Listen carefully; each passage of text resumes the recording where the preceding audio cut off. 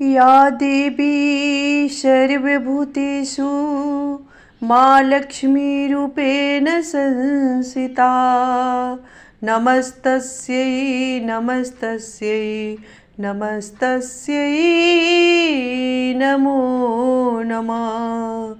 प्रेम से बोलिए सच्चे दरबार की जय। जगत जननी जगदम्बा की जय। सदा भवानी दाहिनी सम्मुख रहे गणेश। पांच देव मिली रक्षा करहि ब्रह्मा विष्णु महेश। ओम वक्रतुंड महाकाय सूर्यकोटि समप्रभा निर्विघ्नं कुरु मे देवा सर्वकार्येषु सर्वदा। प्रिय भक्तजनों, दीपावली की आप सभी को ढेर सारी बधाइयाँ एवं शुभकामनाएं। माँ लक्ष्मी की असीम अनुकंपा आप सभी पर बना रहे। आप खुश रहें, स्वस्थ रहें, जहाँ कहीं भी रहें, खूब मस्त रहें। दोस्तों, आज दीपावली के दिन कथा सुनी जाती है, क्योंकि कथा का बहुत ही महत्व होता है। कोई व्रत, कोई पर्व में बिना कथा का व्रत को अधूरा माना जाता है। तो आइए सुनते हैं माँ लक्ष्मी की दो कथाएं, जो कि पौराणिक कथा है। इस दिन इस व्रत को कथा सुनने मात्र से लक्ष्मी कुबेर की तरह भंडार भरती है। जो भी भक्त इस कथा को सुनता है या पढ़ता है, उसके यहाँ माँ लक्ष्मी का सदा ही निवास होता है। तो आइए सुनते हैं, क्योंकि दीपावली का जो पर्व है, इसी दिन मेरे राम जी, मेरे राघव जी जानकी सहित रावण पर मारे थे और लंका पर विजय पा करके लंका से वापस अपने अयोध्या में आए थे। इसीलिए इसी खुशी में अयोध्या की तरह अपने अपने घर को सजाया जाता है। तोरण से, फूल पत्तियों से सजा करके, दीपों से इस तरह त्यौहार को मनाया जाता है। दूसरी धार्मिक मान्यताओं के अनुसार एक साहूकार था, उसकी एक बेटी थी। बेटी का, जो साहूकार की बेटी थी, उसका पूजा पाठ में बहुत मन लगता था। वो प्रायः नित्य प्रतिदिन रविवार को छोड़ करके इन 7 दिन में 6 दिन पीपल का सिंचन करती थी, पूजा करती थी।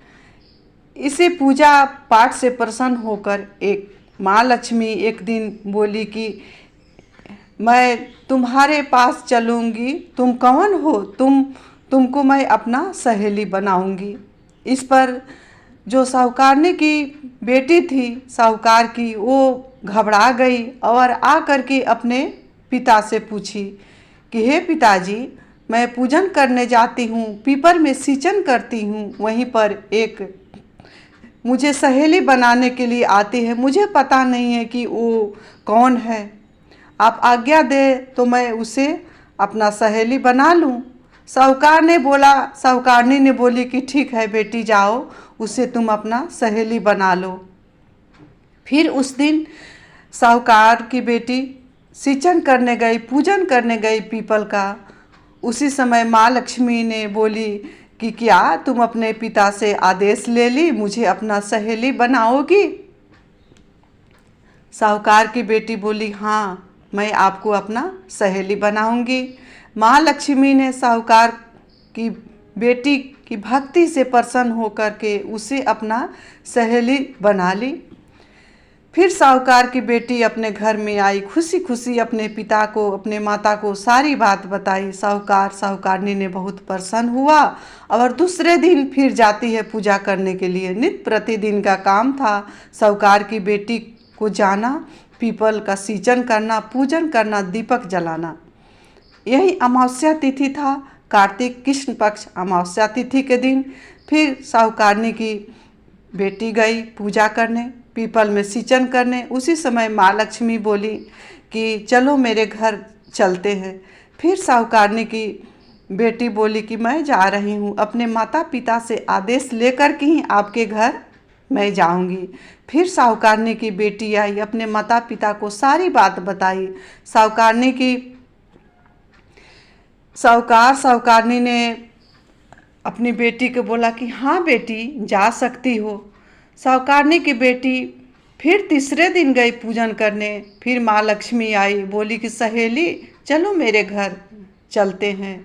माँ लक्ष्मी ले गई और अपनी सहेली को बहुत अच्छे से स्वागत की, अच्छे से बिस्तर पर बिठाया, अच्छे अच्छे व्यंजन परोसी और बहुत स्वागत की। उसके बाद जब छोड़ने बाहर निकली तो साहूकारनी की बेटी से बोली, मैं तो अपने घर तुमको ले गई, तुम कब मुझे अपने घर ले जाओगी, कब बुलाओगी अपने घर। साहूकारनी की बेटी फिर आकर के अपने पिता से बोली कि हे पिताजी, सहेली के यहाँ मैं तो चली गई, लेकिन सहेली मुझे बोली कि तुम अपने घर मुझे कब बुलाओगी। साहूकारनी की बेटी को थोड़े देर के लिए चिंता हुआ, बहुत चिंतित हुई कि मेरा आर्थिक स्थिति ठीक नहीं है, मेरे घर में उतना धन भी नहीं है, बैठाने के लिए ठीक जगह भी नहीं है, मैं कहाँ ले आकर के अपने सहेली को बैठाऊंगी। और मेरी सहेली तो मुझे अच्छे अच्छे व्यंजन पकवान परोसे, मैं क्या परोसूंगी अपनी सहेली को। इस तरह से साहूकारनी की बेटी चिंता करने लगी। लेकिन पिता ने अपनी पुत्री की मनोदशा को पहचान लिया और बोला, बेटी तुम जाओ, नित्य प्रतिदिन की भांति तुम जाओ, पूजा करो, वहाँ तुम्हारी सहेली आएगी, तुम उनको बुलाना अपने घर पर। गई पुत्री, नित्य प्रतिदिन के पीपल में सिंचन की, वहाँ जाकर के फिर सहेली आई। सहेली के बोली कि ठीक सहेली आप आना मेरे घर। सहेली ने आई, वही दिन था अमावस्या, आज ही का दिन था। अमावस्या तिथि पर माँ लक्ष्मी शाम के समय में आई। फिर साहूकारनी की बेटी बहुत चिंता करने लगी कि मैं कैसे अपने सहेली का स्वागत करूंगी, क्योंकि मेरे यहाँ तो धन भी नहीं है, बैठाने का अच्छा जगह भी नहीं है, मैं कहाँ बैठा पाऊंगी, क्या परोसूंगी अपने सहेली को। इस तरह से चिंता करने लगी। फिर साहूकारनी ने समझाया कि बेटी, सहेली को या ईश्वर को बुलाने के लिए दिल में जगह होना चाहिए, श्रद्धा से रिझते हैं, तुम क्यों चिंता करती है, तुम अपने घर को अच्छे से साफ सुथरा करो। साहूकारनी बेटी ने अपने घर को अच्छे से गोबर से, मिट्टी से सब घर में चौका लगा करके शाम के समय में वहीं भेष बदल करके लक्ष्मी जी गणेश जी दोनों ने साहूकार के घर में पधारे। फिर साहूकारनी ने बहुत अच्छे से स्वागत किया। साहूकारनी की बेटी ने बहुत अच्छे से माँ लक्ष्मी और गणेश का स्वागत किया। साहूकार ने बोला कि तुम बेटी घबराओ नहीं, चौमुखी जोत जलाओ, माता लक्ष्मी के नाम की जोत जलाओ और जोत के नीचे आसन चावल का दे दो। माँ लक्ष्मी का जोत जलाई साहूकारनी की बेटी ने और मीठे मीठे पकवान बना करके अपने किचन में भोग लगाई। बहुत स्वागत किए लक्ष्मी गणेश का। और शाम के समय में रात्रि विश्राम के लिए वहाँ पर रुकने के लिए माँ लक्ष्मी और गणेश को विश्राम कराया। सुबह के समय में साहूकारनी और साहूकारनी का बेटी का आँख लग गया। उसी समय माँ लक्ष्मी गणेश ने साहूकार और साहूकारनी के घर से चल दिया। वहीं जैसे निकले, माँ लक्ष्मी निकली, गणेश जी निकले, उसी समय साहूकारनी का जो भी झोंपड़ी था, टूटा फूटा झोंपड़ी था, वो महल में बदल गया। इतना ही नहीं, साहूकारनी के घर में मोहरे, हीरे, सोने, चांदी चारों तरफ बिखरे पड़े हुए थे। हाथी हाथीसार, घोड़ा घोड़सार, इस तरह से हर तरफ से बिखरा पड़ा हुआ था। अब सुबह में जैसे साहूकारनी ने जगा तो देखा कि इतने मोहरे, हीरे, मोती बिखरे हुए हैं और मेरा झोंपड़ी कहाँ गया। थोड़े देर के लिए साहूकारनी ने अपने महल को पहचाना भी नहीं। फिर उसने सोचा कि जो शाम के समय जो भी मेरे घर में अतिथि आए थे वही लक्ष्मी गणेश थे। उसी समय से दीपावली का परंपरा शुरू हो गया। तो हे माँ लक्ष्मी, इस व्रत कथा को, माँ लक्ष्मी व्रत कथा को, इस दीपावली कथा को जो भी कोई सुने, जो भी कोई कहे, उसको उसी तरह से देना जैसे आपने साहूकार और साहूकारनी को दिया था।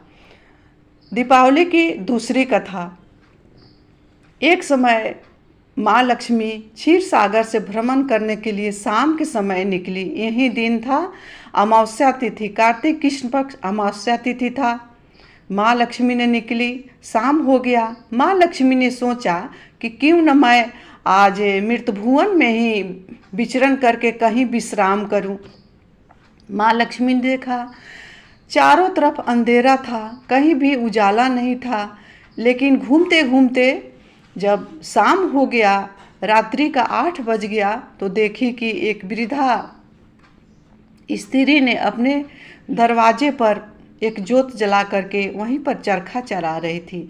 माँ लक्ष्मी ने देखा कि यहाँ एक दीपक का लौ टिमटिमा रहा है। वहीं पर माँ लक्ष्मी ने गया और मनुष्य साधारण स्त्री का भेष बना करके पूछी कि आज मुझे रात हो गया है, काफ़ी रात हो गया है, मैं अपने घर नहीं जा सकती हूँ, क्या मुझे यहाँ पर स्थान मिलेगा? वृद्धा महिला ने बोला कि हाँ, आपको यहाँ पर स्थान मिलेगा। माँ लक्ष्मी का बहुत अच्छे से स्वागत किया, उनको आसन दिया, भोजन परोसा और भोजन परोसने के बाद माँ लक्ष्मी का पैर दबाया। पैर दबाने के बाद माँ लक्ष्मी को आँख लगाई। फिर वृद्ध महिला चरखा चला रही थी, फिर से अपना काम शुरू कर दिया। फिर वृद्ध महिला थी, उनका भी आँख लग गया। आँख लगने के बाद जब सुबह हुआ तो देखी कि वहाँ पर कोई भी नहीं है। वृद्ध महिला ने सोची कि कौन मनुष्य था कि मेरे उठने से पहले ही चला गया, वो कौन स्त्री थी। इतना ही नहीं, वृद्ध महिला देखी कि उनके यहाँ जो भी झोपड़ी था वो कोठे अटारी में बदल चुका था और उनका भी घर धन धान से भरा हुआ था। इसी दिन से दीपावली पर दीप जलाने का पर्व मनाया जाने लगा और इस दिन दीप का बहुत ही महत्व हो गया, क्योंकि इस दीपावली पर जो भी मनुष्य एक घी का दीपक और एक सरसों तेल का दीपक जलाता है अखंड, जो कि रात भर जलना चाहिए, और उस रात्रि को माँ लक्ष्मी की आने का प्रतीक्षा करता है, उसके यहाँ माँ लक्ष्मी स्वयं गणेश भगवान के साथ आती है। और जो भी जातक इस तरह से माँ लक्ष्मी को तोरण से, अशोक के पत्ते से, फूल पत्ती से स्वागत करता है, उनके आने की प्रतीक्षा में आंखें बिछाए रहता है, उसके यहाँ मेरी माँ लक्ष्मी अवश्य ही पधारती है। तो हे माँ लक्ष्मी, इस कथा को जो भी सुने उसके यहाँ आप अवश्य आना और उसका भंडार भरना। कहने वाले सुनने वालों पर सदा अपनी दया कृपा करुणा बरसाए रखना। तो दोस्तों, इसी के साथ मैं अपने वाणी को माँ लक्ष्मी के चरणों में विराम दे रही। ये मेरी कथा अच्छा लगे तो प्लीज़ मेरे इस वीडियो को लाइक करेंगे, चैनल को सब्सक्राइब करेंगे, बेल आइकन को प्रेस करेंगे, जिससे मेरा वीडियो का न्यू नोटिफिकेशन आप सभी के पास सबसे पहले पहुँचे। प्रेम से बोलिए लक्ष्मी मैया की जय। गणेश